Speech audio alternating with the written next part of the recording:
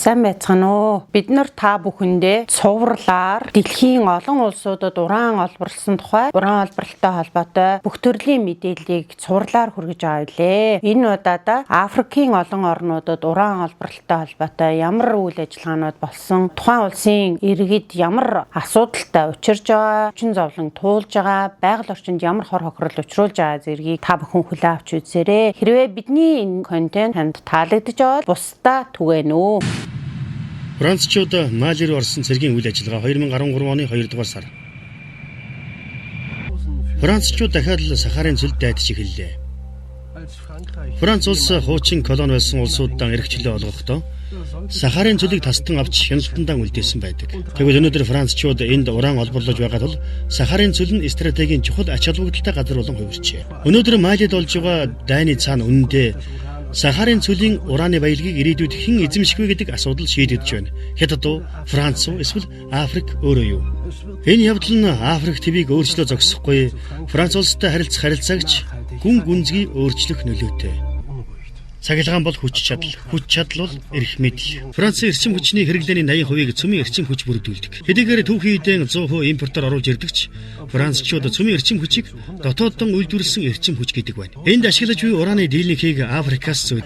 Өнөөдөр манай гараг дээр 1.4 тэрбум хүн гэрэл цахилгаангүй аж төрж байна. Тэдний 80% нь хөдөө амьдардаг ба дийлэнх нь Сахарын цөлөөс урагш нутагт амьдардаг. Өмнөд Африкийн бүгд найрамдах улс бол Африк твдэх цөмийн эрчим хүч үйлдвэрлэдэг цорын ганц улс юм. Энэхүү онцгой эрх нь арьс өнгөөр ялгарлах афертед дэглэмийн үед цагаан арьснууд цөмийн зэвсгээр хөөцөлдөж байсан нууц төлөвлөгөөнөөс уламжлагдсан үлдсэн өвн юм. Гэхдээ энд ирсэн миний зорилго бол өөр. Би энд нэг хүнтэй уулзахаар ирсэн. Тэр хүн Африк твд хэрэгжиж буй олон улсын цөмийн нууц хувилдааныг илчилснийхээ дараа Конго улсаас сухтаж энд суурьшсан юм. Голден Мисабико цагаачлан амьдарч буй хүний эрхийн төлөө тэмцэгч. Би нэгэн нууц хилцээрийг ил болгон зарласан эрх баригчдад таалагдаагүй. Тэр бол Францын Арева компани талаар болон Конго бас Францын засгийн газруудын хооронд хийгдсэн албан ёсны хэлэлцээр байсан юм л. Энэ хэлэлцээрийг улсын нууцын хэмжээнд авч үзэж байгаа. Олон нийтийн санал асуулга хэлэлцүүлэг мэдээлэл хийгдэггүй. Хамгийн гол нь тэр гэрээг маш их нууцлж байсан. Харин би эсэргүүцсэн. Энэ асуудлыг парламентаар хэлэлцүүлж олон нийт саналаа өгөх ёстой. Хүн бүр энэ гэрээний тухай мэдэх хэрэгтэй гэсэн. Миний энэ үйлдэл цөмийн бизнест оролцсон олон хүний дургүйг хүргэсэн. Тэгээд тэд намайг ангуучилж эхэлсэндээ Европын цөмийн лоббичдын Африкт явуулж байгаа хар мөрдөө үйл ажиллагааг эрен сурвалжлагад маань тэр туслана гэж надад амласан. Ардчилсан Конго улс, Катанга муж, Шинколоби уурхай. Чухам эндээс олборлсон уранаар манай гаригийн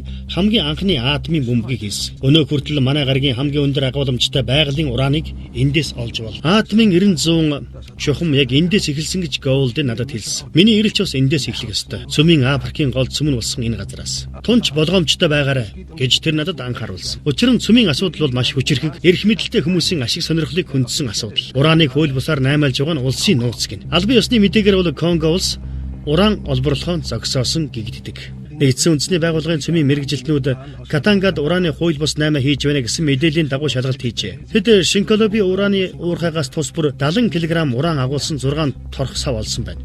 Тэдгээр бүр нь хуучин колоничлалын үед ашиглаж байсан торхнууд байсан гин. Тэд энэ зургнуудыг нэгдсэн үндэсний байгууллагын аюулгын зөвлөлд танилцуулахдаа эсэргүү босгочд ашигт малтамлыг хууль бус 8-аар санхүүждэг байх гэсэн таамгийг дэвшүүлжээ. Викилсийг дэлгэсэн Америкийн нэгдсэн улсын элчин сайдын яамны загтлын харилцаанд ч бас Катангагийн ураныг Иран руу нууцаар гаргадаг байж болзошгүй гэж дурддагдж байсан байна. Израилийн нэгэн сурвалжлагч бүсгүй Конгод ирээд хар зах дээрээс бага хэмжээний уран бэлэн мөнгөөр худалдаж авчээ. Конгод мөнгө л байвал юуг ч худалдан авч болдог. Харин Ираны эсвэл Хойд Солонгосын цөмийн зэвсгийн үйлдвэрлэлд хэдэн мянган тонн түүхий уран шаардлагатай. Хэрэв тэдэнд хулгайгаар уран нийлүүлдэг нь үнэн бол ураны хөдрийг тонноор найдсан хэдэн 10 ачааны тэрийг Конго улсын хилээр давдаг байж таарна. Яг энэ замаар зис, кобальт гэдэг нэрээр ураныг хэдэн 10 тонноор нь хууль бус аргаар тээвэрлэж Танзан, Зомби улсын хил давуулан худалдаг тухай тэр надад ярьсан. Миний очих газар тодорхойгүй. Хэрвээ тэрний ярьсан зүйл үнэн бол томоохон улс төрч цэргийн эрх мэдэлтнүүд болон нууц албаныхан энэ асуудалд холбогдож таар. Угаасаа Катангана цацраг идэвхт ураныг өндөр хэмжээгээр агуулдаг геологийн өрмөц тогтцтой. Тиймээс Катанга дахь уурхайгаас олборлсон бүх төрлийн ашигт малтамал уран агуулдаг. Тэндээс зөөдөг эрдэс хүдэр хүртэл уран байдаг. Би архиваас 1963 оны зургийн цуглуулга олсон юм. Конго улсын эд хямралын үе.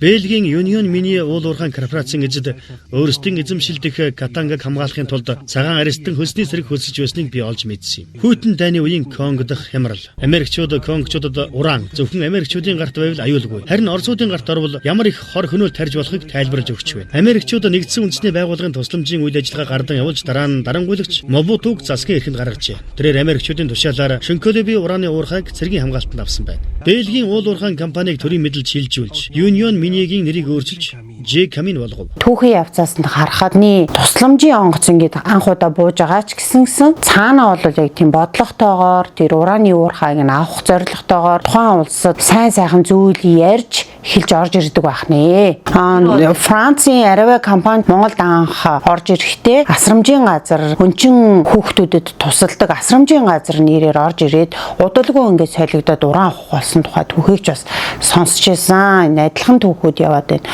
Энэ хэрэгжиж байгаа зам технологи нь яг адилхан байдаг юм байна гэдгийг та бүхэнд бас хэлмээр байна. Бодит байдалд Конгод үйл ажиллагаа явуулж буй уул уурхайн компаниудын олж буй хэдэн тэрбумын хөрөнгө жилбэр офшор данс, Швейцар, Канада, Хятадын банкнд дах данс руу урсан алга болдог. Жинхэнэ Конго иргэдийн тэд газрынхаа баялагаас хишиг хүрдэх хувь боломжгүй. Зарим конгочууд олборлолт хийж буй томоохон уул уурхайн хажуу хавиргаар нь хулгайгаар орж маш их эрсдэлтэйгээр зис, кобальт тэр бүхэл ураныг гарааргаар ухдаг. Шинколоби дэх хаагдсан ураны уурхайд нинжанаар уртаас урт цооног ухсан байдаг. Шинколоби дэх уурхайн ураны агуулмж нь онцгой өндөр. Энэ уурхайг дэлхийн 2 дугаар дайны дараа албан ёсоор хаасан. J Камины үед энд олборлдог байсан. Харин өнөөдөр байдал тийсвэр. Шин зах зээл бий болж байна. Амиа золиослогчид үе ялноор нь устгах бөмбөгтэй болох боломжийг сонирхдаг болсон цаг. Зарим улс орнууд цөмийн зэвсэгтэй болж их гүрнүүдийг айлган сүрдүүлэхийг санаарч байна. Яг үнэндээ нөхцөл байдал энэ хурцтагд манай эрх баригчдын оруулсан хувь нэмэр маш их. Ураны 78-аг асар их ашигтай гэдэг. Ураныг нууцаар олборлож, хууль бусаар наймаалахад Конгийн эрх баригчид өргөнөөр оролцдог. Биднийг Жан-Клод Баката уулзахад Конго улсын нууц албаныхан биднийг хянж байнга тагнан мөрдөж байв. Биднийг эмэгтэйчүүдийн эмчтэй уулзахаар тохирсон юм. Тэр эмч хууль бус ураны уурхайд ажиллаж амьдардаг эмэгтэйчүүдээс ургийн маш ноцтой гажиг бүхий хүүхдүүд төрсөн тухай баримтыг цуглуулжээ. Нин ялангуяа уурхайд хулгайгаар олборлолт хийж байгаа хүмүүс састрагт илүү их өртдөг. Ургийн гажигтай төрөлтөө сүүлийн үед эрс нэмэгдэж байгаад бид маш их сочирдож байна. Энийг би баримтжуулсан. Энэ зурган дээр гэхэд энэ хүүхдүүдийн хэвлийн урт хан тэр жигтэй байх элэг бас бус дотор эрхтнүүд нийл харагдаж байна. Ийм олон гажигтай төрсөн болохоор энэ хүүхэд нас барсан. Ердөө 1 сараас 9 сар хүртэл 8 сарын хугацаанд ийм төрлийн гажигтай төрөлт 6 удаа тохиолдсон. Уг нь иймэрхүү гажиг маш ховор тохиолддог юм шүү дээ. Хууль бус уурхайд гар олборлолт хийх явдал улам нэмэгдсэн. Эдгээр эхчүүд бүгд 30-аас доош насны залуу эхчүүд. Бүгд ураны уурхайн ойролцоо амьдардаг. Энэ зураг дээр та бүхэн ургийн гажигийн маш ховор тохиолдлыг харж байна.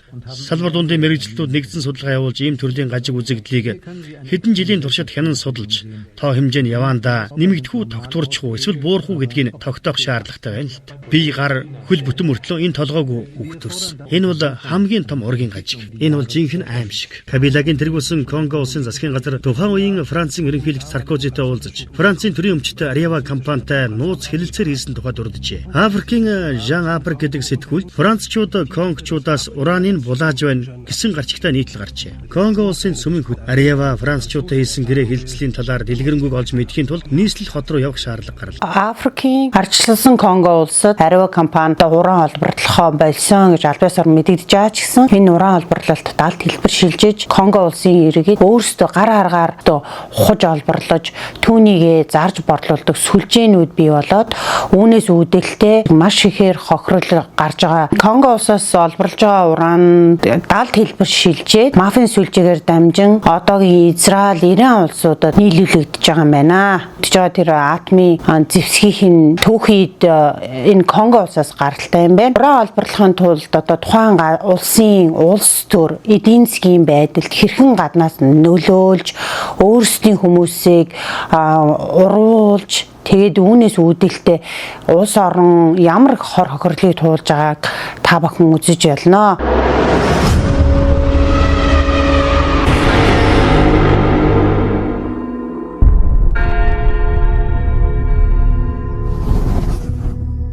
Ардчилсан Конго улсын нийслэл Киншаса нутгийнхаа баруун хэсэгт байдаг.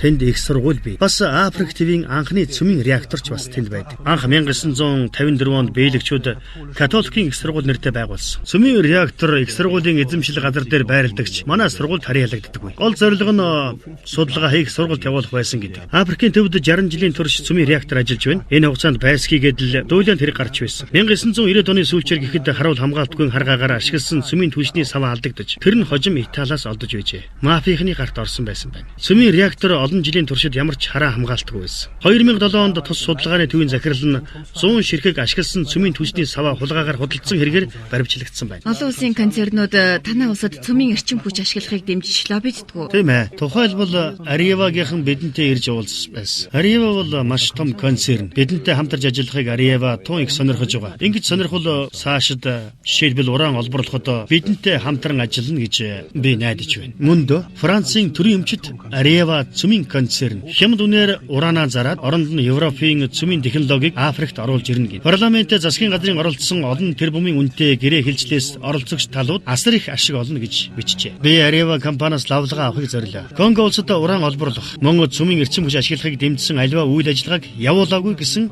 хариуг Ариева бичгээр өглөө. Ариевагийн талаас камерын өмнө гарч ярилцлага ганц ч хүн өгсөнгүй. Танзан улс зүүн Африкийн их газар болон Занзибар арлын хоорондох нарийн яригтай харилцаа. Яагаад Африкт нар салхины эрчим хүчийг ашигладаггүй юм болоо гэж гайхаж бодлоо. Африкт нар салхивал хамгийн илбэг зүйл. Занзибар арлынхныг бие дааж тусдан гарахаас сэрэмжилж, тэднийг их газараас ирдэг хямд үнэтэй цахилгаанаас байнгын хамааралтай болгожээ. Цахилгаантай бол чадaltaй, чадaltaй бол эрх мэдэлтэй гэсэн үг. Занзибар арлыг их газартай холбож байгаа эмзэгхэн аргамжаа нь усан доогуур дамжих цахилгааны ганцхан утас. Энэтхэгийн талаад орших энэ арлыг нар салхины эрчим хүчээр өөрийгөө хангаж хараа тус болохоос нь болгоомжлсон их газрын эрх мэдэлтнүүд мэрэгэн арга сэджээ. Антони бол Африкийн цөмийн эсрэг тэмцэгчдийн анхдагчдын нэг бөгөөд өөрийн үзэл бодлоос олж маш их зовлон бэрхшээл туулжээ. Тэр намайг дагуулan Арушаа руу явлаа. Бид Масай овгийнхны нутаг дээрх Килиманжаро уулын дэрэгдүр гарч тавхилаа. Танзан улсын цөмийн эрчим хүчний төлөвлөгөө бол улсын нууц биш гин. Арушаа дахь Танзаны цөмийн энергийн газар нь Африкийн хамгийн том үндэсний цэцэрлэг түрээлэн болох Серенгети, Нгоронгоро галтуулын тоогоор очих замд байрладаг. Энэ бол бүхэл бүтэн бүрэн үлдсэн Африкийн хамгийн сүүлчийн экосистем бөгөөд устж үгүй бол аюул занал хийлээд буй олон төрөл зүйлийн амьтдыг нутгалдаг уугуул нутаг юм.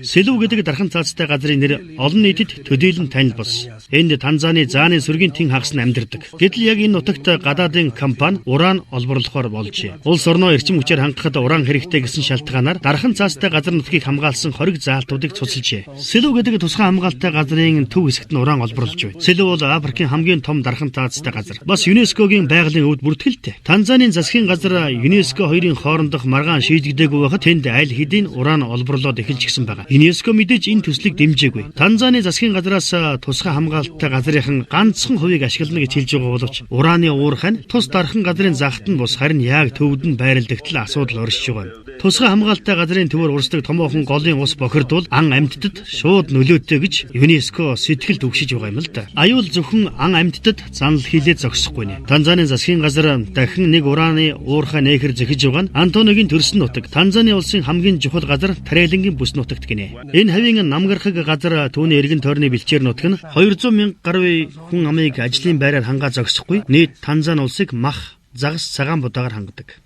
Баахийн нутаг бол хүн ард нь байгальтайгаан зогцсон амьдарч ирсэн хэдэн зууны уламжлалтай нутаг орно. Ган гачиг тохиолдож үлсгэлэнгийн аюул байнга нүүрэлдэг газруудын хажууд үлгэрт гардаг мэт санагдах газар Тарайлангийн нутаг. Баахан хэмжээний диважн л гэсэн үг. Та өөрийн газар нутгийн талаар ямар бодолтой байна? Ургац хэрэг байна да. Бид жилбэр өндөр ургац авдаг. Будаа тарж олсон мөнгөөрөө гэр бүлийн тижээж хүүхдүүдээ өсгсөн. Манайх 7 хүүхэдтэй. Тэднийг бүгдийг сайн сургуульд явуулсан. Одоо бүгд ажил төрөлтэй сайхан амьдарцгааж байна. Авсан ургацынхаа ачаар манайх 3 ч байшин барьсан шүү. Энд уран олборлоно. Эндээс нүү гэж засгийн газраас шаардвал та одоо яах вэ?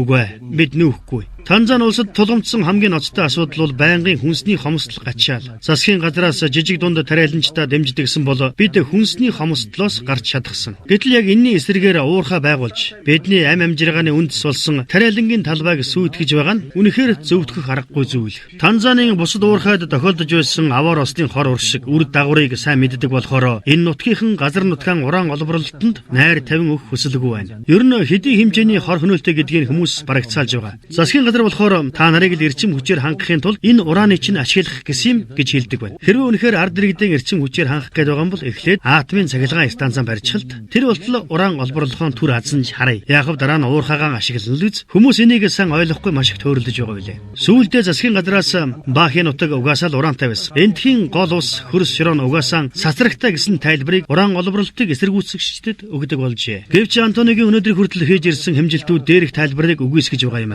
Антони хараа тус шинжээчдэр дахин албан ёсны хэмжилт хийлгэхийг шаардаж байгаа нь ирээдүйд уран олборсноос болж эндхийн газар нутаг цацрагт хордох хаваас харьцуулах баримт нотлогоотой болох гэсэн болгоомжлолоос үүдэлтэй ажээ. Биднийг зураг авснаас хойш хэдэн сарын дараа намагт нуурын ойролцоо амьдардаг хэдэн 10 иргэдийн гар хөл нүд нүүрэнд хүчил түлэгдсэний шинж болон хүчтэй тууралт гарчээ. Энийг урааны хайгуул туршилтын өрөмдлөгт хэрэгэлсэн химийн хортой бодсон намаг руу асгаснаас болсон байх магадaltaй гэж Антони үзэж байна. Хэрвээ үнэхээр химийн бодисонд хордсон бол эндхийн иргэдийн амжиргаагаан залгуулах тоотойхон их усүрийн нэг болох давс олборлолт ч бас зогсох болно. Антони профессор Дамаст нэгэн судалгаа хийх захиалга өгчээ. Баахын нутаг түүний оршин суугчид нь өнөөдөр улс орны эдийн засаг хэдийн хэмжээний хувь нэмэр оруулдаг вэ? Тус нутагт 13 жилийн турш уран олборлохоор төлөвлөд байгаа уурхайн компани урьдчилан тооцоо нь яг таг биелсэн тохиолдолд Танзан улс уул уурхайн салбараас хэдийн хэмжээний ашиг орлого олох вэ?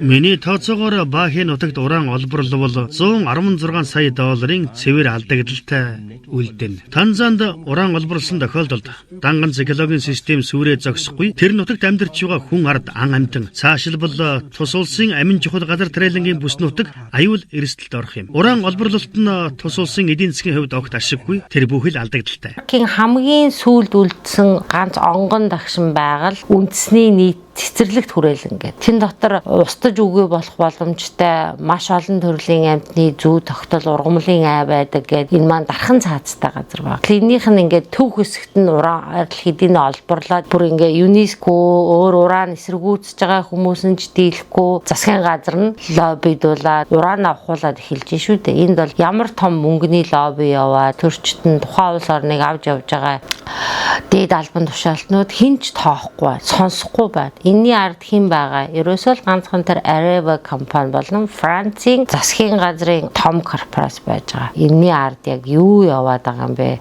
Тэгээ маш олон баримтуудыг бид нар гаргаад тавьж болно. Та бүхэн энийг бусдад түгээж хайрлаарай.